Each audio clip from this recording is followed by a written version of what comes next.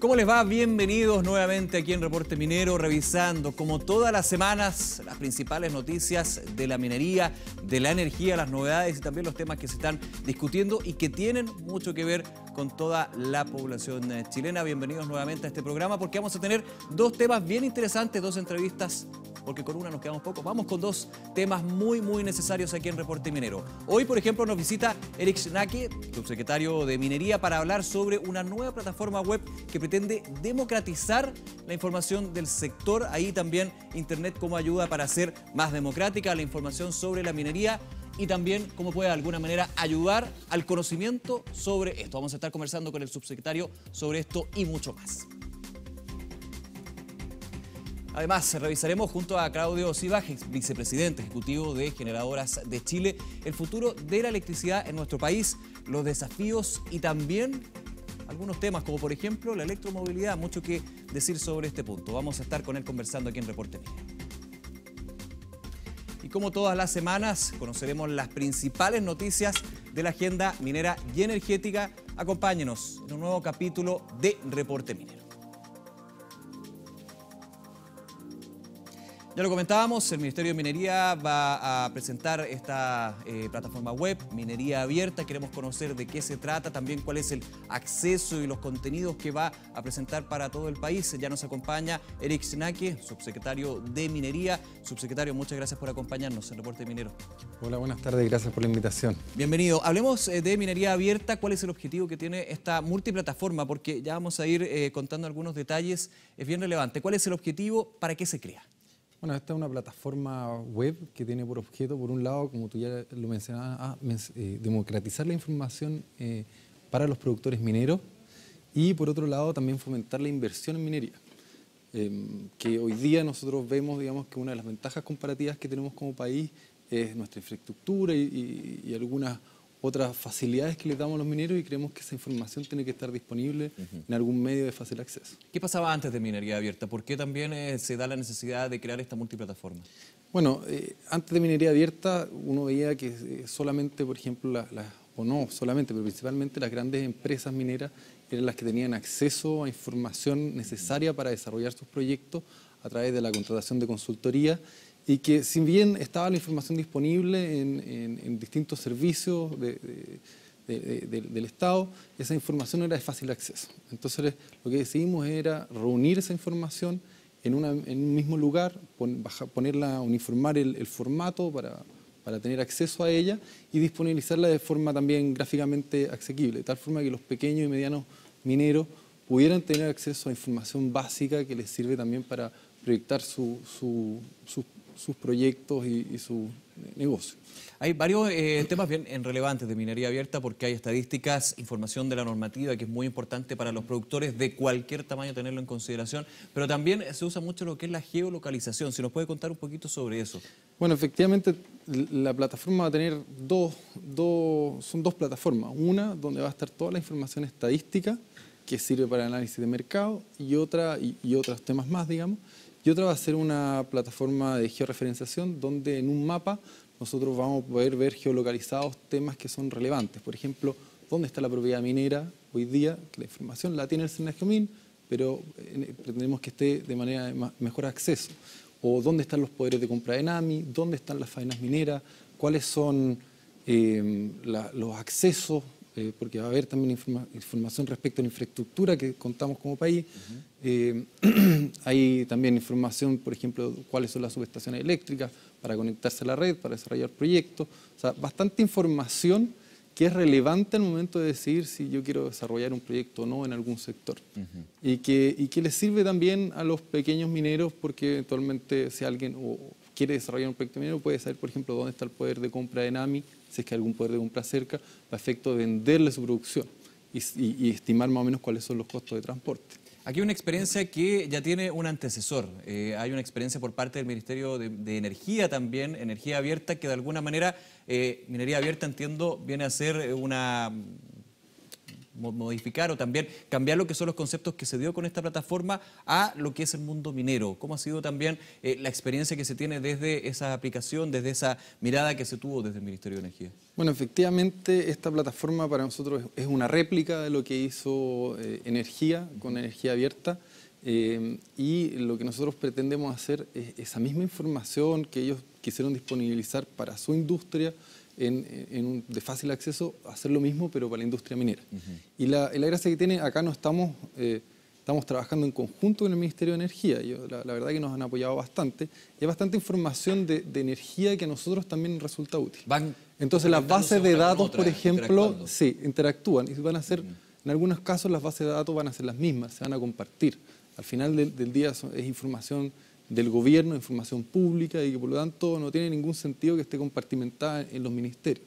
Y si eso y esa interacción esperamos que se siga fortaleciendo en el futuro de tal forma de cada vez ir teniendo más información y quizás de otros servicios que también puedan aportar temas relevantes. ¿Cómo ha sido la experiencia con lo que sucedió con Energía Abierta? Para alguna manera pensar también lo que va a suceder con Minería Abierta. Bueno, nosotros lo que vimos primero es que ha tenido varios impactos en distintos niveles. Por un lado, hoy día es más fácil encontrar la información de todo lo que es, por ejemplo, precio de nudo, precio spot. Es fácil acceso a encontrar la información histórica. Pero también eso ha facilitado a través de distintas bases de datos el trabajo académico, por ejemplo. O sea, si uno hoy día quiere hacer algún trabajo, un estudio de mercado con temas de energía, toda la información está en el sitio de Energía y es descargable en formatos que funcionan con cualquier computador, digamos, un Excel, y uno puede trabajar con esa información y puede también generar inteligencia respecto de esta industria. Entonces, a la luz de esa experiencia, nosotros vimos que podíamos generar una experiencia parecida desde el mundo de la minería. Y además, la verdad que nosotros hablamos con los que nosotros que queremos que sean nuestros clientes desde un comienzo. O sea, nosotros nos acercamos a la ENAMI, por un lado, y nos acercamos a la SONAMI para que participaran del proyecto, para que nos dijeran qué información es la que a ellos les parecía relevante, mostrar, relevar y cómo mostrarla y por lo tanto ellos participan activamente. ¿También hay información que entrega la SONAMI y ENAMI en este caso para ir complementando de alguna manera lo que ya se estaba generando desde el Ministerio de Minería? Realmente están todos conectados, evidentemente, pero en términos de los datos y las miradas pueden ser un poco distintos. Más bien, lo que para nosotros era más relevante de la SONAMI era saber cuál era su perspectiva de qué era relevante. Sus necesidades. Sus necesidades. Ya. Porque la información que ellos manejan es la misma información pública que nosotros que se tiene dentro del Estado. Claro, vuelvo un poquito hacia atrás, esa información que existe desde antes. Existe desde antes. El problema es que encontrarlo muchas veces requería mucho tiempo o ser especializado en este tema de encontrar la información pública. O sea, efectivamente, solo a un nivel muy superficial, había mucha información en el Cernagiomín, había mucha información en Cochilco, sobre todo en temas estadísticos, había información que manejaba el Ministerio de Minería. Nosotros teníamos una matriz, por ejemplo, de permisos ambientales que estaba en la página web, pero que no tenía mucho uso. Y toda esa información y todas esas herramientas hoy día las podemos juntar en un mismo lugar y poner a disposición de la industria, de los pequeños mineros, de los medianos mineros y de quien quiera desarrollar un proyecto minero en Chile. Es lo que creemos que necesitamos empezar a dar señales en ese sentido. Esta es la información por un lado. También es muy relevante cómo se entrega esa información, desde la interfaz hasta el formato en que se entrega este tipo de datos, que son muchísimos, me imagino. Pensando en pequeños productores, en pequeños mineros que no tienen mucha experiencia con Internet. ¿También se consideró esto en Minería Abierta? Sí, efectivamente, la plataforma va a contar con lo que son visualizaciones, es decir, cuando uno acceda, es básicamente lo mismo que en Energía Abierta, pero cuando uno accede a la página hay una parte de información que la información se muestra en forma gráfica, por ejemplo, a través de gráficos propiamente tal o de flujos que tienen algún grado de movimiento y que te permiten interactuar con ellos. O sea, por ejemplo, posible hacer cruces de información. Hacer cruces de información. Eso luego para el uso. Pero además te permite hacer la descarga de la base de datos en un Excel inmediatamente. Entonces, es súper necesario cuando se está pensando en un proyecto minero. Pues. Exactamente, para efecto de trabajar la información. Y eso también nos ayuda porque hoy día la minería, hay un montón de mitos respecto a la minería que nosotros queremos ir trabajando. O sea, por ejemplo, en temas de consumo de agua, la minería no representa los niveles de consumo de agua que la gente piensa. Entonces, nosotros queremos ver, por ejemplo, mostrarle a la gente, por ejemplo, cuáles son los niveles de consumo de agua por región. Claro. Y eso a través de una forma gráfica. O también enseñar, digamos, cuál es la relación que existe entre energía y minería. Ese tema es súper importante, subsecretario, porque no nos centramos solamente en aquellos que están en el mundo de la minería, sino a la población en general, digamos, aquellos que están interesados, aquellos estudiantes, por ejemplo, que tienen que hacer trabajo. Me imagino que también es como el público al cual apunta esta multiplataforma, ¿no? Efectivamente, y las visualizaciones específicamente son la forma de acercar la minería a un público general, ¿no? Porque es una forma, se muestra en forma gráfica y simple. Y por lo tanto no se requiere tener gran conocimiento de minería, ni se requiere hacer un trabajo en Excel con los datos, sino que basta con acceder, ver la información que está disponible, jugar un poco con ella y ir encontrando información que puede ser bastante básica, pero que es necesario que la gente tenga acceso a ella. Bien, subsecretario, muchísimas gracias por acompañarnos en Reporte Minero. Ok, muchas gracias. Muy bien. Hacemos una pausa, ya regresamos con más temas, no se vayan.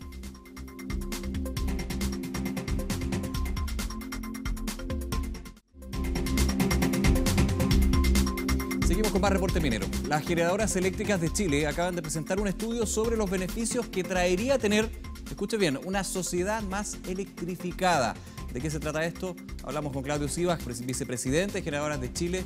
Muchas gracias por acompañarnos aquí en Reporte Minero. Muchas gracias por la invitación, Nicolás. A ver, ¿qué significa una sociedad más electrificada? Porque si yo me quedo con lo de electricidad, uno pensaría que estamos bastante electrificados. O sea, de hecho, se corta la luz y son muchos los problemas que se generan. Efectivamente, a pesar de que uno tiene la sensación de que la electricidad ocupa una enorme cantidad de nuestra energía, en realidad es muy poco lo que usamos del total de energía. De hecho, en el mundo, al igual que en Chile, el consumo total de energía eléctrica es el 20% del total de energía que consumimos. Como el 60% son los combustibles del transporte, de los usos de las maquinarias. Y hay una gran proporción, incluso en Chile, que es la biomasa, que es la leña, que la usamos para la calefacción, sobre todo en el sur. Entonces, la electricidad en Chile y el mundo es un energético que a medida que avanzamos en una sociedad más desarrollada y sobre todo en la medida que necesitamos ciudades más descontaminadas, combatir el cambio climático, aparece como un energético que está penetrando todos los usos que antes no lo hacía. Y Ahí me detengo un segundo. Ese 20% en nuestro país es principalmente porque lo enfocamos solamente en algunas necesidades, por ejemplo, lo que es la luz. Por ejemplo, hay lugares donde se usa mucho, en el sector comercial, en los edificios, ¿no es cierto?, acá, pero en la minería es 1/3 del consumo energético y en el transporte es el 1% del consumo energético. Entonces, la electricidad, y para qué decirlo, en el transporte aéreo, hay lugares donde no existe la electricidad. Lo que está sucediendo, producto de la tecnología y la innovación, es que está empezando a usarse la electricidad en algo donde antes no se usaba. ¿Y dónde se está usando principalmente, emergentemente, es en la electromovilidad y en muchos lados está empezando a usarse más también en el uso de la calefacción, el agua caliente, por las virtudes que tiene. No tiene emisiones, un auto, una casa eléctrica no tiene chimenea, no tiene tubo de escape. Y eso es una necesidad del futuro. Amigable con el medio ambiente en este caso. De hecho, hemos visto cómo de alguna manera ha habido una reconversión hacia el uso de la electricidad en la calefacción. Con sus pros, con sus contras, pero evidentemente un paso. Lo que sí está muy lejos, si tú me puedes rebatir eso, yo lo sé, es la electromovilidad, es decir, moverse a través de electricidad. Aquí tenemos los híbridos, que son algunos pocos, y todavía no llegamos a otros países donde efectivamente están haciendo un cambio radical en pensar en autos eléctricos. A ver, esto está ocurriendo a una velocidad vertiginosa. Y está ocurriendo básicamente, si tú miras el 2010, en el mundo había 1000 autos eléctricos. Ya el 2015 había 1 millón, 2016 2 millones, y se proyecta que al 2030 haya 150 millones de autos eléctricos en el mundo. De hecho, leí hace poco que Volkswagen propone que al 2025 ellos produzcan 3 millones de autos al año, solo una compañía. Entonces, la transición de la electromovilidad está ocurriendo básicamente por algo que antes no existía, que eran baterías de un tamaño suficiente que cupieran en un auto y que tuvieran una suficiente autonomía para que el auto llegara a una distancia razonable. Y esa transición está ocurriendo tal que se estima que de aquí a 5 años plazo, la curva se va a intersectar y tú vas a estar indiferente entre comprarte un auto a combustible y uno eléctrico. Era un usuario común. Pero lo que nosotros quisimos mirar en este estudio que hicimos es qué efectos tendría para Chile esto, y básicamente efectos en el uso. Y tiene 3 grandes efectos. Eficiencia energética.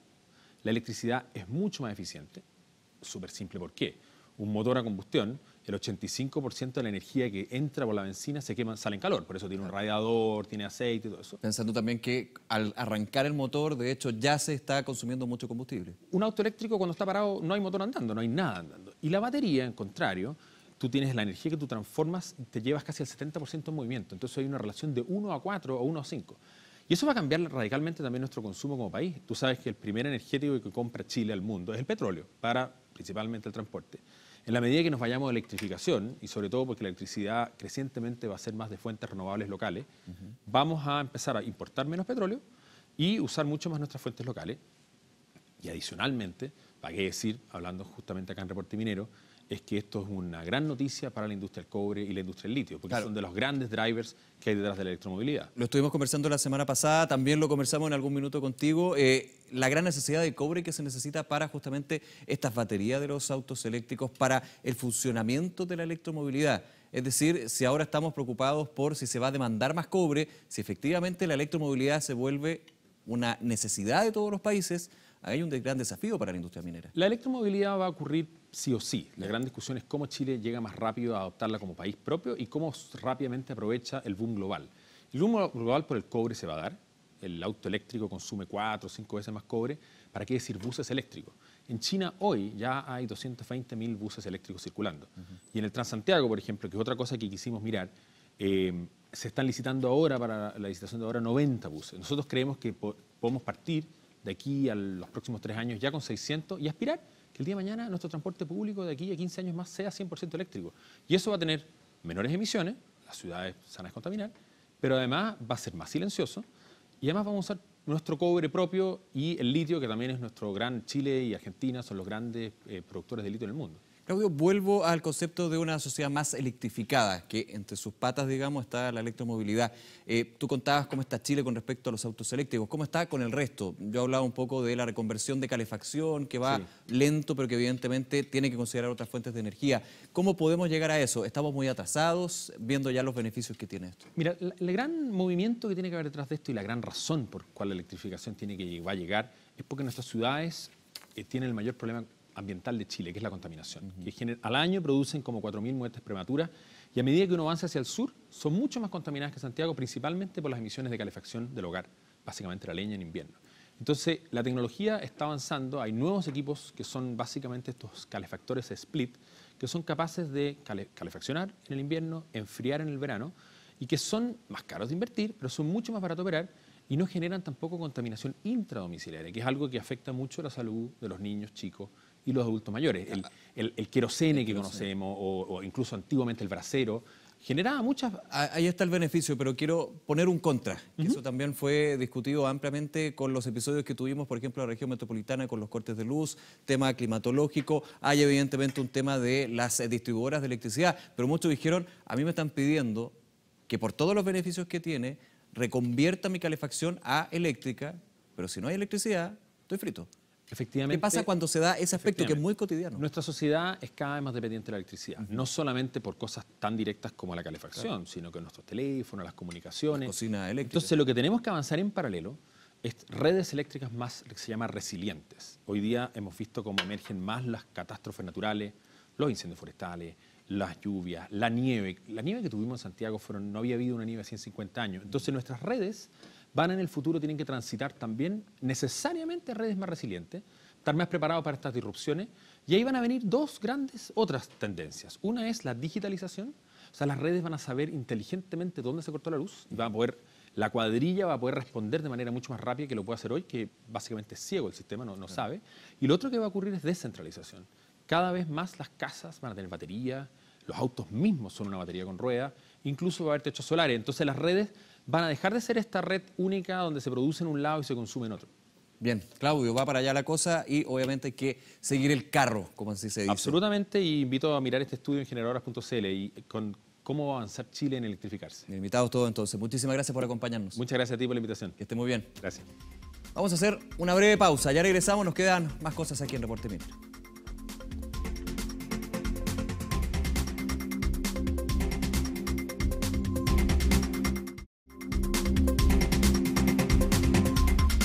Regresamos a Reporte Minero. La minería chilena cuenta con el primer Consejo Consultivo de Diálogo Territorial, proyecto impulsado por Valor Minero que busca construir una propuesta de política pública que ordene la relación empresa, comunidades y Estado cuando se trata de grandes proyectos de inversión. La entidad espera entregar un documento con una propuesta concreta de política pública al nuevo gobierno en 2018. En otras noticias, la Cámara de Diputados retomó el estudio de proyectos que obligará al uso de agua de mar desalinizada en la minería.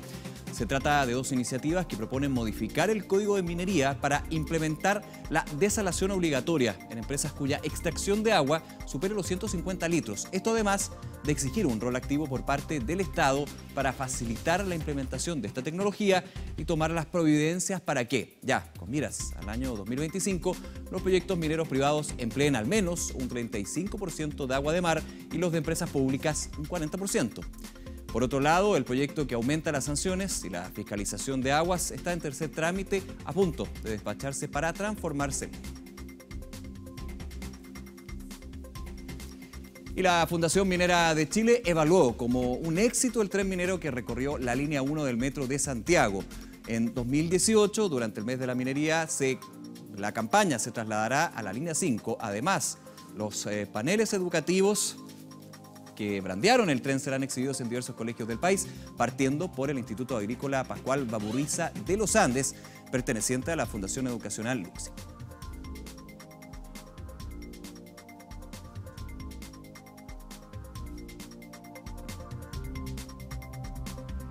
Y en este mes de la patria, Reporte Minero, ya lo ven, regala el libro del profesor Fernando Acosta Barriga, Chile, la minería en el siglo XXI.